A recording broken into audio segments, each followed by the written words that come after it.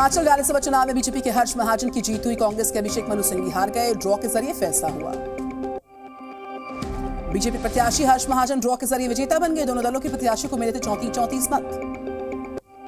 हिमाचल विधानसभा में संगीत का सबसे बड़ा उलटफेर। 25 विधायक होने के बावजूद बीजेपी को मिले 34 वोट। कांग्रेस के 3 निर्दलीय विधायकों ने की क्रॉस वोटिंग।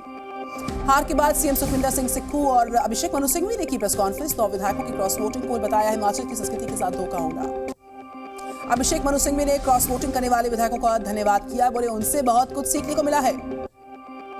9 विधायकों की क्रॉस वोटिंग पर बोले सीएम सुक्खू, क्रॉस वोटिंग करने वाले 9 में से 6 विधायक कांग्रेसी थे जिन्होंने अपना ईमान बेच डाला। हिमाचल में क्रॉस वोटिंग से सुक्खू सरकार पर मंडरा रहा खतरा। सूत्रों के अनुसार कई विधायक मुख्यमंत्री से नाराज। हरियाणा के पंचकुला के होटल में ठहरे नाराज विधायक। कांग्रेस के 6 और 3 निर्दलीय विधायक हरियाणा में मौजूद हैं।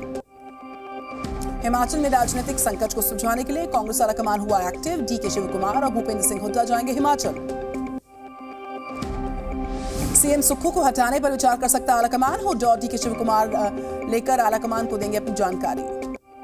कांग्रेस के ज्यादातर विधायक मुख्यमंत्री से नाराज। सीएम को बदलने की कर रही मांग। सूत्रों के हवाले से बड़ी खबर। आज राज्यपाल से मिलेंगे नेता प्रतिपक्ष जयराम ठाकुर। बीजेपी विधायक दल की भी मौजूदगी रहेगी साथ।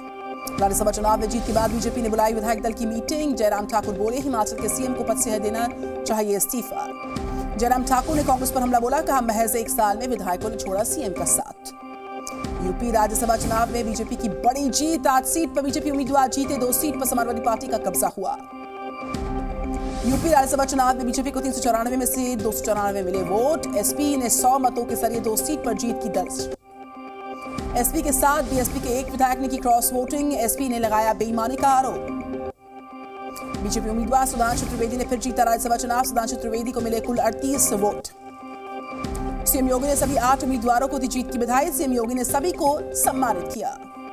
जीत के बाद डिप्टी सीएम केशव प्रसाद मौर्य ने कहा कि जीत की ये यात्रा लोकसभा चुनाव तक जारी रहने वाली। सभी कार्यकर्ताओं को दी जीत की बधाई। एसपी नेता राज्यपाल कश्यप ने बीजेपी में निशाने साधे। कहा संविधान को तार-तार करती बीजेपी, लोकतंत्र का मजाक बनाया। एसपी के अध्यक्ष अखिलेश यादव सुबह 11 बजे करेंगे प्रेस कॉन्फ्रेंस। क्रॉस वोटिंग और राज्यसभा चुनाव में हार को लेकर बीजेपी पर हमला बोल सकते। कर्नाटक राज्यसभा चुनाव में कांग्रेस की जीत। कांग्रेस से 3, बीजेपी के ने 1 सीट पर जीत को हासिल किया। कांग्रेस प्रत्याशी अजय माका, जीसी चंद्रशेखर, सैयद नसीर हुसैन की जीत। बीजेपी से नारायण साके भांटके ने जीत दर्ज की। कर्नाटक राज्यसभा चुनाव में 2 बीजेपी विधायकों ने पार्टी को झटका दिया है। एसटी सोमशेखर ने अजय माकन को दिया वोट। अन्य विधायक अरबैल शिवराम मतदान से गायब। नासिर हुसैन की जीत के बाद लगे पाकिस्तान जिंदाबाद के नारे। बीजेपी ने पुलिस में दर्ज करवाई शिकायत। पाकिस्तान जिंदाबाद के नारे लगाने जाने पर नासिर हुसैन ने दी सफाई। मौके पर नहीं सुना ऐसा कोई नारा। अगर किसी ने विवादित नारे लगाए तो होनी चाहिए कार्रवाई। संसदीय कार्य मंत्री प्रहलाद जोशी ने कांग्रेस पर निशाना साधा। बोले कांग्रेस पहले पाकिस्तान से दोस्ती करती थी और अब सीधा समर्थन करती है। इंडिया गठबंधन बनने के बाद लोकसभा चुनाव पर जी न्यूज और मेट्रिक्स का सबसे बड़ा ओपिनियन पोल आज शाम 5 बजे से लगातार। दिल्ली में अमित शाह और जेपी नड्डा राज्यों के नेताओं के साथ करेंगे मीटिंग। 8 राज्यों के प्रदेश बीजेपी कोर ग्रुप के नेता शामिल होंगे। गुजरात, मध्य प्रदेश, उत्तराखंड, असम, झारखंड समेत 8 राज्यों के कोर ग्रुप नेताओं के साथ मीटिंग। लोकसभा चुनाव के मद्देनजर उम्मीदवारों की पहली सूची पर विचार होगा। उत्तराखंड में लोकसभा चुनाव की तैयारी को लेकर बैठक हुई। सीएम धामी ने 5 सीट के लिए 55 दावेदारों के नाम केंद्रीय नेतृत्व को सौंपे। उम्मीदवारों की पहली सूची पर विचार करने के लिए गुरुवार को हो सकता है बीजेपी केंद्रीय चुनाव समिति की बैठक। प्रधानमंत्री नरेंद्र मोदी भी शामिल हो सकते हैं।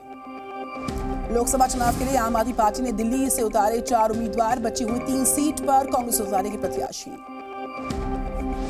आम आदमी पार्टी ने पूर्वी दिल्ली से कुलदीप कुमार, नई दिल्ली से सोमनाथ भारती, दक्षिण दिल्ली से सहीराम पहलवान को दिया टिकट। महाबल मिश्र को पश्चिमी दिल्ली में उतारा। आम आदमी पार्टी ने हरियाणा की 1 सीट पर भी उम्मीदवार का ऐलान किया। कुरुक्षेत्र लोकसभा सीट से सुशील गुप्ता को मैदान में उतारा। बिहार में महागठबंधन को एक और झटका। कांग्रेस आरजेडी के 3 विधायकों ने छोड़ा साथ। कांग्रेस के मुरारी गौतम, सिद्धार्थ, आरजेडी की संगीता कुमारी ने थामा एनडीए कहा। तब तक विपक्ष के 6 विधायकों ने बदला पाला।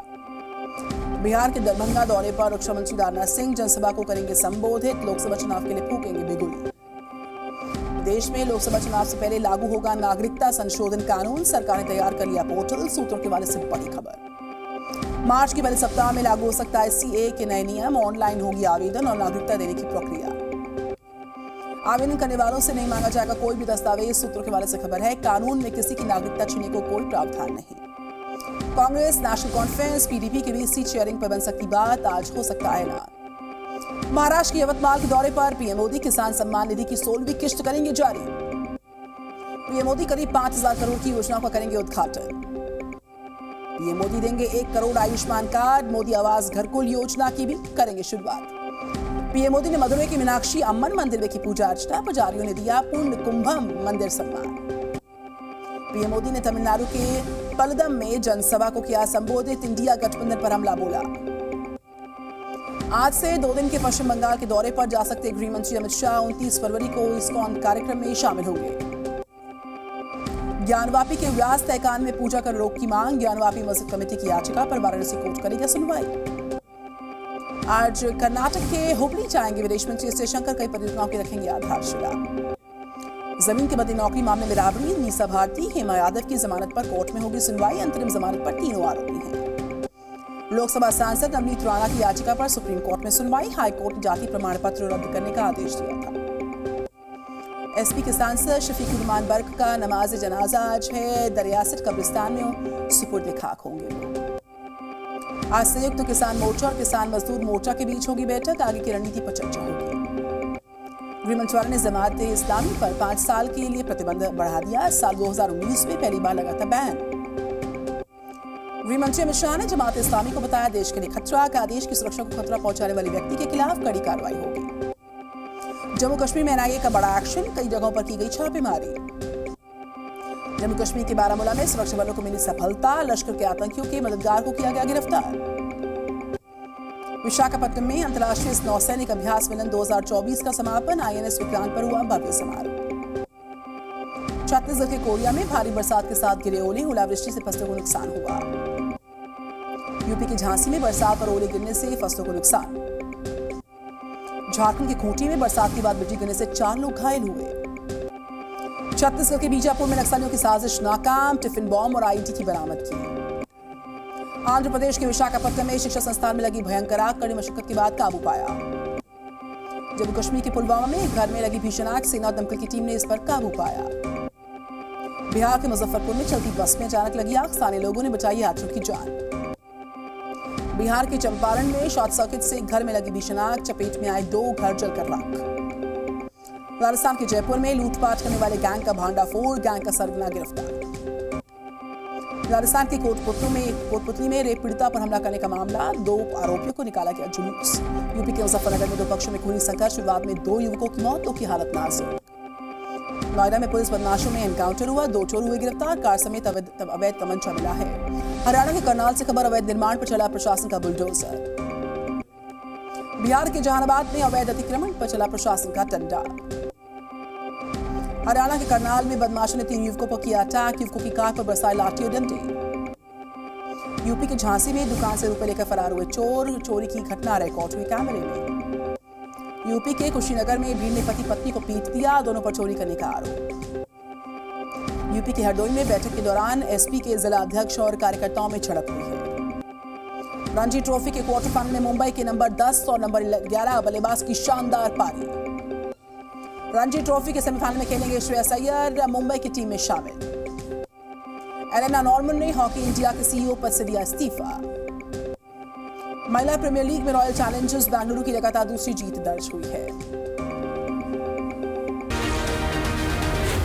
जी न्यूज़।